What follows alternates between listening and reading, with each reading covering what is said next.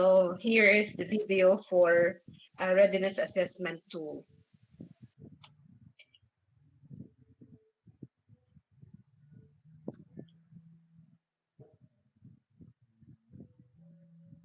Welcome to this explainer video on the use of the learning theory modality readiness assessment. After you have identified your learning theory modality through the decision tree, you are now about to assess the readiness to implement your chosen learning delivery modality under distance learning. This tool will require you to input some school-related data, so be ready with the data requirements for this exercise. Let us walk through this tool. When you open the file, you go right away to the summary worksheet. This summary worksheet will request you to provide information such as region, division, school, school head, the contact number, and or email address. Also, you will be asked to indicate the quarter. For purposes of the present assessment, we will indicate quarter 1. And then we change the quarter number for succeeding assessments. So let us try to put National Capital Region Division of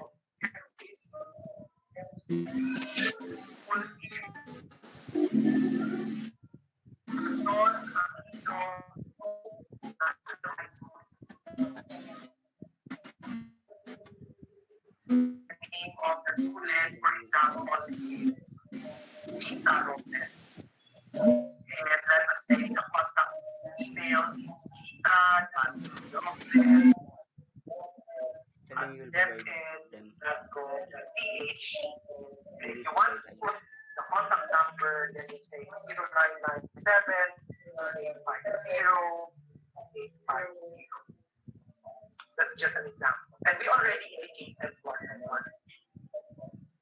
The table that shows the delivery modalities, such as the MDL break or modular distance learning break, MDL digital or digital, ODL or online distance learning, TDBI or television-based instruction, and RBI or video-based instruction. You will see here the corresponding percentages for the baseline, for pre-implementation, and the change in the readiness rating. These cells will be populated once you publish the worksheet for the specific modalities. At the bottom of the worksheet are the tabs that are labeled Summary, MDL Print or Modular Distance Learning Print, MDL Digital or Modular Distance Learning Digital, ODL or Online Distance Learning, TDBI or TV-based instruction, and radio-based instruction or RBI. These are your main tabs. The other tabs are worksheets for the resources required for the delivery modalities. So you have resources for MDL print, resources for MDL digital, resources for online distance learning, resources for TV-based instruction, and resources for radio-based instruction. Now, if your school has decided to use MDL print as the learning delivery modality, then you need to click this particular tab and it will bring you to the worksheet on MDL print. So let us go there.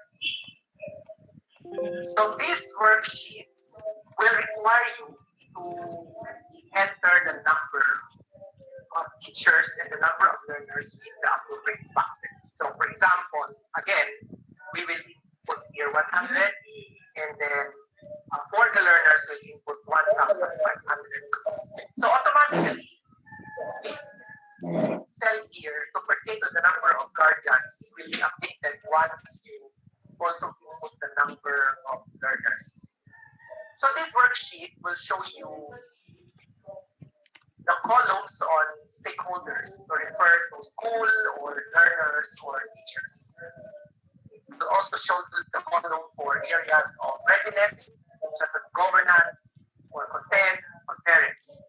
And then the next column is on the particulars. The particulars would refer to the questions that you need to answer in order to accomplish this worksheet.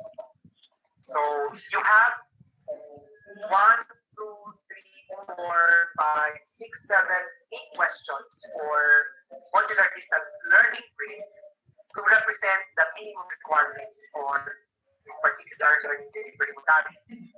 And opposite these questions are sections labeled section 1, section 2 here, and then section 3 in between section 1 and section 2. For section 1, you need to enter the number, your answer, as your answer in the yellow cell. This is your section 1 refers to your baseline data. So you need to type the date of your assessment for your baseline. So for example, if your date is July 1, so you need to indicate July 1. Because that's important. And then you begin to answer the questions in the particular. So for example, how many of your teachers have you written about MPL policies? We say 100. That will, so if we say 10, it will give you 19% out of your 100. So if we say 100, it will also tell you or give you 100%. Then the second question, how many of your learners have you oriented about AMPL policies and directions to ensure that everyone is properly informed and guided? So if you have 1,500 learners and you were able to orient only 1,000 of them, then you get 66.67%. And you don't have to compute because the system will already compute for you. Then the next question, how many parents have you oriented? So we say out of 1,500, again, say 1,000, so it will give you another 66.67%. And then for the next question, how does your school have completed appropriate content for learning package or resources for the first quarter, at least for this quarter? Then you go to this particular link and it will bring you to this particular worksheet, the resources FTL print. And here you will be asked to indicate the percentage of content completed for each learning area and for each grade level in your school in the appropriate yellow cell. Now, if you are an elementary school, then you have to fill in only up to grade 6 and ignore 7 to 12. If you are on the other hand as a high school, then you need to fill up the grade level 7 to 12 and you also ignore K to 6. Okay, so granting, for example, that you have completed already for kindergarten mother tongue 100, for Filipino, let us say 80%, for English you have another 80%, for mathematics, for math, for example, 7. Okay, but of course we know that there is no math on kindergarten. But for grade 1, for example, you have English 100%, and so on and so forth. Now you will notice, okay, so you continue to accomplish this worksheet, and you will notice that for the core learning package, the brain self-learning modules, this average completion automatically gets updated. So now you are at 88.75% when you, based on the figures that we included here. Of course, this would change once we added more figures or more percentages. The same is true with the supplementary materials here. The percentage of content completed for each of the learning area or each of the grade level. So you continue to do that, and automatically your average completion will get updated here. So let us say here you have 80%. So as much as possible, you need to complete all of the cells that are applicable to you. So that once this is already accomplished and you have the average completion for the printed self-learning modules and for the supplementary materials automatically updated, Then if you go back to your MPL print, it will automatically be reflected in the cells here. And then you proceed to the other questions, such as how many learners can you provide with the packages, if that's 1,300 and or that's 1,400, that's 93.33%. How many of the parents or guardians of your learners have expressed willingness for the MPL option? If you say out of 1,500, you get like 900, and then you get 60%, and so on and so forth. Now, at the end of all this, when you have already indicated the figures here, and it will give you the percentages, you will get at the end of this exercise your readiness rating. For this particular example, you have 77.81%. And because 77.81% is not close to 100%, definitely you have to do steps that will improve your readiness and increase this at least closer to 100%. So that means that you go to section 2 and you indicate here the action steps that you need to take in order to approximate or to get closer, if not accomplish 100% readiness for this particular item here. So, because the teachers have already been oriented, all of them have been covered by orientation, so maybe there's nothing else that you need to do here, maybe except if you want to deepen their understanding of the policies, then you can still do that. But you have other priorities. So you might want to look at those items where you have very low rating, so that you need to do some actions that will improve your rating here. So for example, here for learners, you need to conduct orientation, also for the parents, and so on and so forth. Okay. Now, once you have already identified those action steps, then you need to determine who will lead the process, who will be accountable and responsible for doing that particular action step to make sure that happens. And at the same time, you need to also indicate the date or when you want that particular activity to be conducted. So for example, if for this particular question, you conduct an orientation and the person responsible is to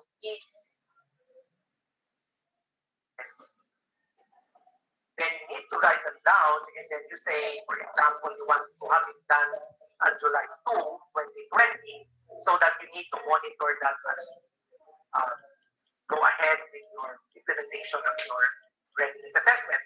So all this particular figure will actually appear in your summary, so 77.81%. Okay. So once that's done, what you need to do is you go and do these things. Maybe after 2 weeks, you need to go back to your assessment. So for example, after July 1, you want to also already assess, or July 1, so you need to, for the implementation and to give you more time to prepare, you might want to assess your pre-implementation readiness by the first week of August. So you may say, for example, if you want to do assessment by the 10th of August, by August 10th. So you put here August 10th or 10th of August 2020, and then you do the same process. Okay, so you indicate the number of teachers who have been oriented already, so this is already 100%. And then if we say that you have already conducted also the orientation for the learner, so maybe your number will improve to 1,300. So that's about 86.67%, not bad. So you have 200 more oriented. And then how many parents have you oriented? So for example, if you did the orientation, then you were able to raise your number from 1,000 to 1,200. Kapalan ang kapalan ang kasi sa dapat ang nag-post. Hindi na nagalaw mo ba? The next two questions that you give the resources, you go to this particular, again, you go back to this particular worksheet. Now you are ready to do your pre-implementation assessment. Meaning this one is before you do anything, before you take action steps. So this is your status, in other words, initial status, and this is your status after you you have already implemented your action steps. So let us say again, we put here in the date of assessment, for example, 1 July 20, and then for the pre-implementation, for instance, you do this on the 10th of August 2020. So and then you need to be able to show that there is some improvement in the percentages completed in terms of your resources. So for example, this one is 100, this one is 100, and this one maybe this one is 100, this one is 98%, this one is 90%, and so on and so forth. So you need to complete all of these so that you will be able to determine whether okay, so you do this whether you have improved your readiness status. So you also do the same thing for the supplementary materials. You say 100, and then this one is 90, and then this one is 80, and so on and so forth. Okay, so that will give you all these figures so that if you go back to FPL print, all these will be updated here in the cell in section 3. And then you proceed to the next questions. So you have how many learners can you provide? Now that you have increased your number of resources, then maybe there is also improvement in terms of the resources and the material. So how many of them? So from 1,400, maybe you can say you have increased it to 1,450. So now you have 96.67% in this particular question. And then, how many parents, maybe what you do was to campaign for more, so maybe after campaigning, you were able to increase that 900 to 1,000, so you have 66.67%. And then for parents who are willing to co-supervise and co-monitor the progress of their children's modular distance learning, so maybe from 1,000, from 900, we increase it to, let us say, 1,300. So that will increase your readiness from 77.81% to 88.54%. So now, if you go back to the summary tab, you will see that this has been updated such that you will see here the baseline at 77.81%, then pre-implementation at 88.54% with a change of 10.76%. Okay, so that's the question now. At 88.54%, will you say that you are ready now to implement your learning delivery modality, the MDF brief, or are you going to do more action steps in order to further improve this, or are you going to consider another modality? Now, for instance, you are going also to implement MDL digital. So we go to MDL digital, and then you do the same thing. And then you do the same thing. You encode all the data that will be needed here, and then you also answer the questions. You type the data assessment here, and then you indicate your answers here in terms of the numbers, and so on until you're able to arrive at readiness rating. Okay. And then, based on the rating, you need to be able to do again, identify your action steps, identify the person who's responsible, and the deadline. Okay. After some time, maybe 2 weeks later, you can go back and do your assessment for this particular modality, modular distance learning, digital, and then find out whether you have improved. So, for example, if we continue this exercise here, then this is let us say 900, and this is let us say 800, and so on. So it will give you a readiness assessment. So you go here, and you will be able to indicate the accomplishment of the percentage of content completed, and so on. Right? So you go back here until you are able to accomplish everything, and you judge whether, for example, you are able to improve your readiness rating. So how many learners can you provide? Let us say 1,500. Then this one is 1,200. This one is 1,200. Okay, so we're just doing this for the sake of exercise. So if you go back to this, if you go back therefore to the summary sheet, it will tell you your change in your readiness rating and so on. So that's the exercise. If you go to ODL, okay, you do the same thing, except that maybe for this particular worksheet, when you want to answer, so you indicate the number of teachers, the number of learners, so again, 100, 1,500, and so on. And then you indicate the date of assessment, and then you indicate the number. Now, for this particular modality, you'll be asked questions that will be answering by yes, that will answer by yes or no. So that's categorical answer. So when you are asked yes or no, does your school have an educational platform? Okay, when you click on this cell, you will see a drop down button here, and you will answer. You click your answer to the question. So if it's a yes, if it's a yes, then automatically the 100% will appear. If it is a no, then it's 0%. So that's how we answer this particular cell here. So all the questions that are answerable by yes or no will have a drop down button that you click and you choose the answer whether yes or no. Again, if the answer is yes, what will be indicated is 100%. If the answer is no, what will be indicated is 0%, and so on. But for the other questions, again, you will be asked to give specific numbers.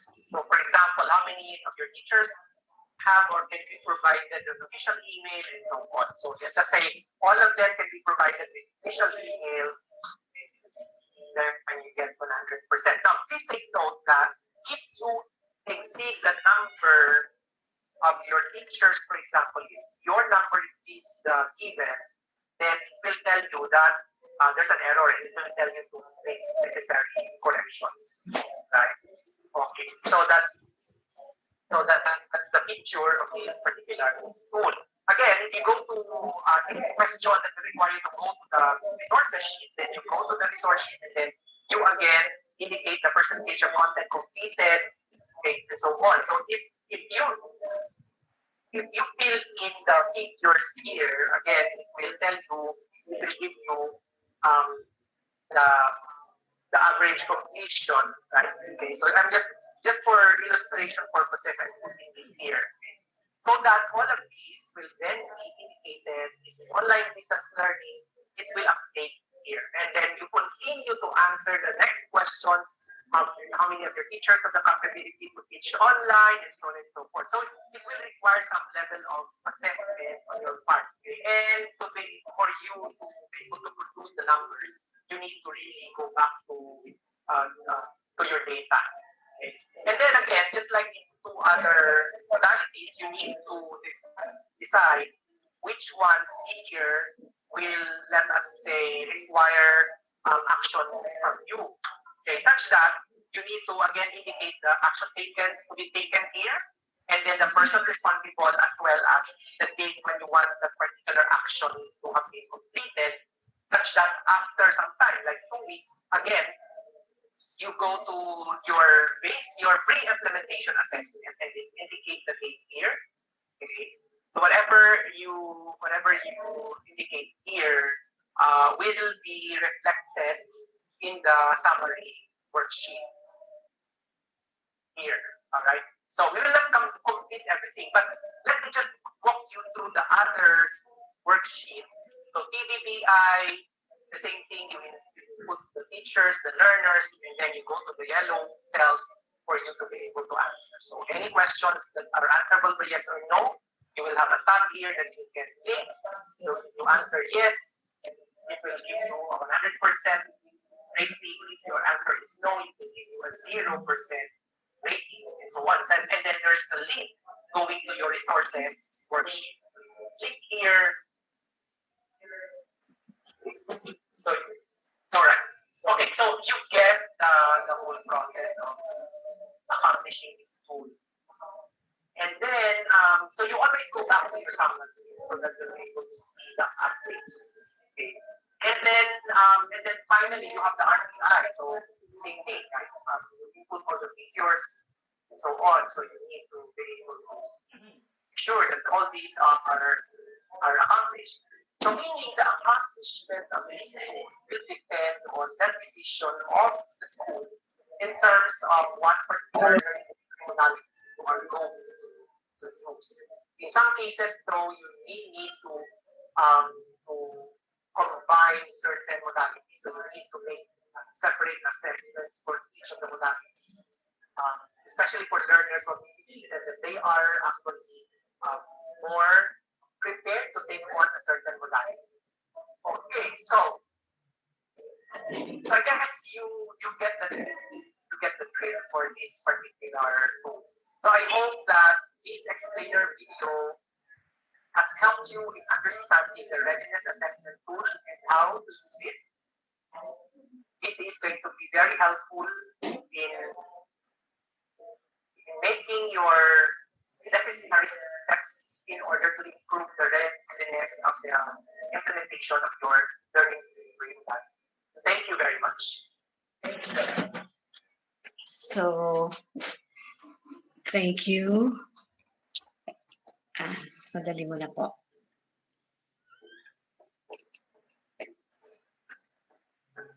Hello po. Hello.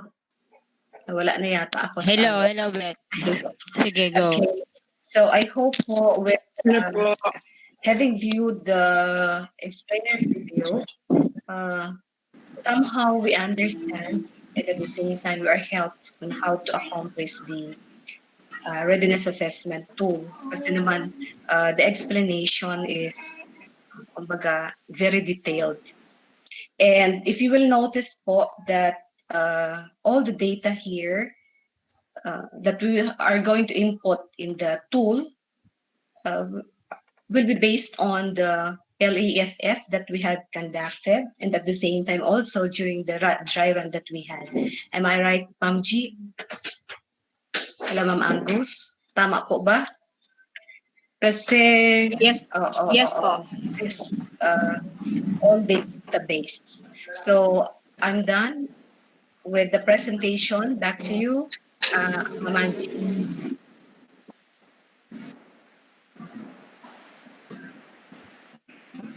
Apo, wait lang.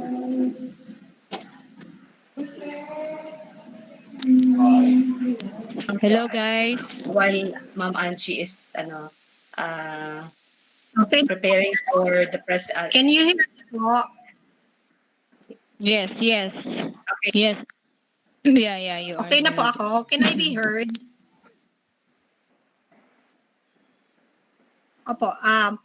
Ma'am I and everyone, thanks ma'am for the presentation. Actually po, the next folder would be on, if you look at your files, it would be on the Excel format of the video tutorial wherein you will input the data. Naka-red naman po ang date of assessment and then section 1, 2, 3 so that you can see po what data would be needed. Wait lang po. Pwede man ako sa folder. Wait lang po. They have the files of that.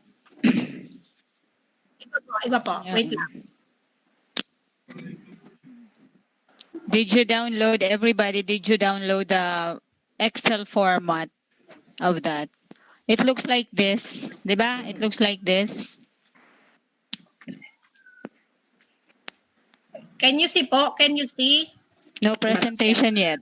It's That's not it. ready yet. Can everybody?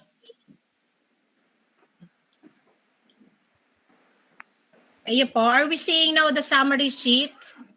No, G. Wala pa, Jet. Po? Not yet. Not yet. Not yet. Not yet. Wala pa po, Mama.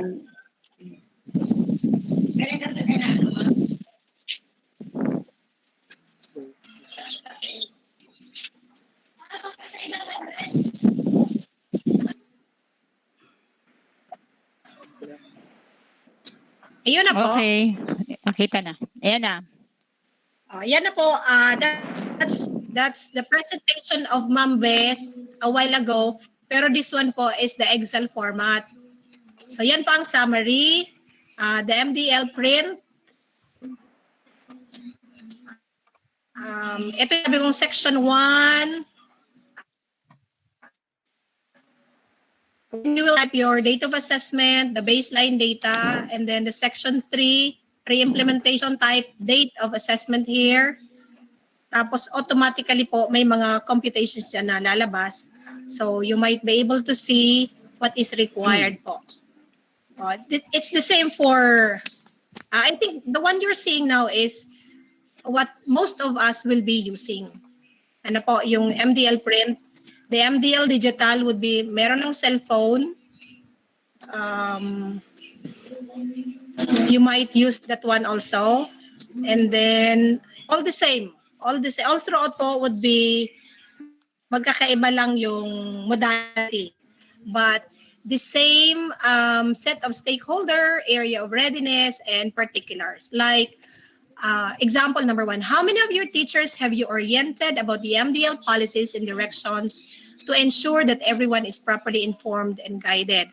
So if there are missing steps that we had previously, now it's time for us to look into this, and then we go back to our stations, and then we do the orientation.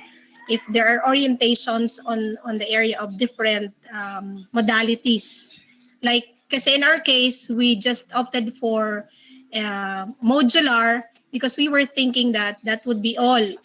Kasi it was only later that after the survey had been done that there are some who opted for online. Pero I think there are, again, some who are changing their minds, maybe because of the signal. So they haven't seen the entire scope of, like, if it is online, it has to be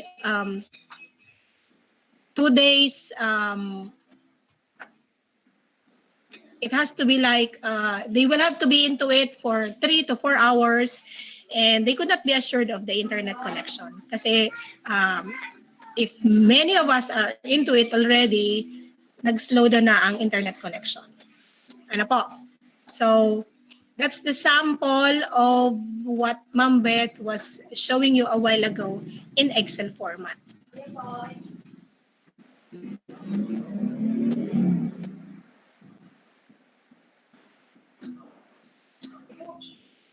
Gos, hello? Wait lang po. I'm going back to my slides. Oo. Yes po, ma'am. Diyan lang sa I went back. Oo, sige, okay lang. Anyway, what is important here is you really indicate the exact and accurate total number of your teachers, di ba? And the exact total Yes, number po. of those learners. Kasi sila na yung mag-generate ng percentage because we're using the Excel format. Tama. Yes, so actually, po. you don't have to. Oh, So yes, like po. what you said, in number 1, how many of your teachers have you oriented about your MDL? Say, for example, you have 50 teachers. However, you only oriented, let's say ngayon, 40. So outrightly, mag-generate na siya ng percentage. Tama? So hindi na kayo ang Yes, po. maggagawa pa ng. So hindi naman siya gaanong kahirapan, 'di ba? Hindi naman siya basta what is important here is that you provide the exact and accurate number. 'Yan talagang in Yes. all honesty. Huwag kayong magrambang because maiintindihan naman 'yan if let's say for number 1, hindi nyo lahat na orient because of this pandemic or you don't have really the internet connection doing it for using other platform. But you have to be honest. Or have you really conducted at all? Baka hindi pa kayo nagkakanda. Kaya, yun. Kaya you have to be honest about it. So this is second output, right? The readiness template. So ito yung ilista nyo. So we have number 1, yung inyong Decision tree. yung sa isa pa dito for module 3, the decision 3 and this one. Tama? Apo. Okay, sige. So yan, nililinaw ko lang para para hindi tayo mahirapan in inputting data. We have to see the accuracy of what we are providing in this template. Okay, sige, go. Continue, Gus. Okay po. Mama is right po that we have to be giving authentic data so that it will give us authentic results also, and it will provide us an understanding of what is it that we have to use. And po, it's okay if let's not be guilty if at this point we haven't introduced them to radio-based instruction, TV-based instruction, because in the first place we are not properly oriented how will radio-based instruction be done. In fact po, we were asked to attend last Friday on the orientation at the division level for the RBI. It was only then that I understood that there has to be an air time, like, and then the duration for each episode is only 30 minutes. So as a mode of instruction or mode of learning delivery, yung radio-based may not be readily possible all the time because of the expensive airtime. And then if all of us will be doing it together, o paano yung airtime ng lahat? So that's why I think the division is working on like for partido area, there has to be one radio station, and then they will be running the lessons on air for partido area group also. So there is also one for other congressional district 1, 2, 3, and 5. So we are not properly oriented on that. So let's not feel guilty kung if up to now, like in my case, I haven't introduced RBI to my teachers. In fact, I was thinking of recording the lessons because I was thinking about the non-readers. Like in our case, there are 6 non-readers for grade 8. So I told them that they can never learn with modules alone. They have to listen because the basic step in learning is listening. Ano po, it's not reading. That is why I'm asking the teachers if I'm challenging them that if it is possible, they record the lessons specifically only for non-readers. Tamayo sindang manunoodan with the modules. Like during our dry run, some modules have no answers. They remain blank pagbalik sa amin. So meaning to say, it's obvious that they do not understand what's going on in the module. Ano po? So going back to this one, let's fill in the data. I just put in here, let's fill in the data so that we know that after the video tutorial, supposed to be, we'll have to be filling in the data. But because we're compressing the entire sessions, you will be doing it on your own. And then perhaps, I think, Ma'am, I will be just calling for us to assemble together, and then we'll be checking our outputs. So LAC session 5, we are now into LAC session 5. We're supposed to be discussing how ready are we, what has happened to our assessment tool, but we will not be going into that. To identify our needs, we'll have to be using this table so that in our minds, and then we can see visually we can have an understanding of what's the data I need so I can fill out the readiness assessment tool. Is it the number of learners, the number of teachers, and then look at the available, the second column. If the data needed is available, it says there, is it complete? Is it partial? Is it a no? If not complete, where will you get the data? Ano po? Where will you get the data? And then, there has to be a timeline. There has to be a deadline so that we can beat the timeline that is set by the central office down to the division office. And then who will be responsible? Will there be point persons only? All the teachers? Only the school head? Only the parents will have to be able to identify po. Okay, and then of course the submission time, when will that be? It has been reiterated to us, when will that be? And then LAC session 6. So session 6 supposed to be is the discussion also on what's the result of the readiness assessment. That's RA, that's not Republic Act. What's the result? What does it tell about our school? And then we'll be checking it against our revised LDMs. Remember that originally we have identified our learning delivery modality or modalities. If it is a big school, as varied as the learners would be the learning modalities of all those learners. So the first one, like the decision tree, might be telling us otherwise than the ones we originally planned. And so we have to do some revisions. And then we ensure 100% readiness, and we discuss the risks also. So what could be the risks that we will be facing that will stop us, prevent us from using that modality? We'll have to determine the level. Is it high risk, medium, or low? And then the third column would be the mitigating actions. If it is on a high level, how do we change that to medium or low? Or if it is in a low level, how do we change that to something lower or maybe zero, so that we are 100% ready for October 2020? For school readiness, there has to be a person in charge in our school whose focus only is on the school readiness, just looking at all the angles, like if it is printing of the module, are they all ready? If it is RBI and there is already a clear instructions on how RBI will be run, are we all ready for that?